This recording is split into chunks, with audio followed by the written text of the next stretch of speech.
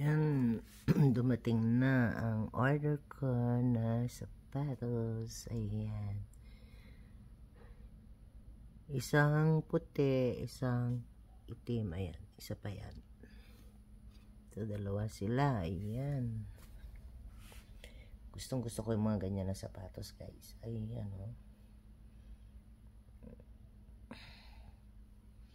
Dumating na. Ayan. Ayan, oh. Wala akong size, kaya yan.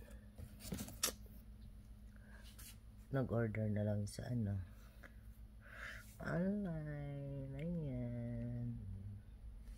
Bali, yan pa yung isa, oh. Hindi ko pa binuksan yung isa.